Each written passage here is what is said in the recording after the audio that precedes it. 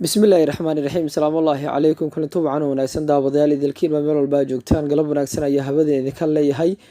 waxaad ku soo dhawaataa muuqaal kale aan kaga hadli doono xulka qaranka Soomaaliya oo maanta ciyaaray am daqiiqado ka hor ciyaartii ay dhaxmareen xulka Djibouti oo soo ilaaday waxaan ciyaartii ku soo dhamaatay barbadhac gool la'aan ah Ocean Stars waxay soo bandhigeen kubad aad u wanaagsan balse umaysan u noqon in shabaqada ay gaaraan halka xulka Djibouti aan jaarkan hanana ayagana ay soo bandhigeen kubad wanaagsan balse maysan u noqon iyagana in jaarka ama ay gaaraan shabaqada inkastoo loo fursado halis ay heleen xulka Djibouti ay birta ku dhufteen ugu dambeynna ay noqotayba in ay shabaqada aysan gaarin ciyaartii socotay qaybtii dambe waxay yimaadeen roob taasoo ciyaarta saameysay maadaama labada dhinacba aysan sameyn weerar maadaama ay garoonka ay buuxeen biyo sidaas darteedna labada xulba waxay ku yeesheen barbadhac xulka qaranka Soomaaliya wuxuu helay dhibicdii ugu horeysay halka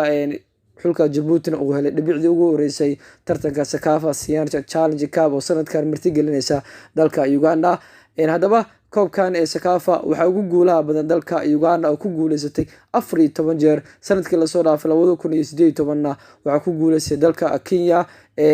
xulka ugu badanna waa dalka Uganda xulka qaranka Soomaaliya kulanka labaadna Uganda ayuu la ciyaari doonaa 9 bishan ay ku beegantahay maalinta Isniinta xulka Uganda ayuu la ciyaari doonaa oo ah xulka ugu guulaha badan ee koobkan halka xulkii ugu dambeeyay ku guuleysan uu yahay dalka Kenya si lamid ah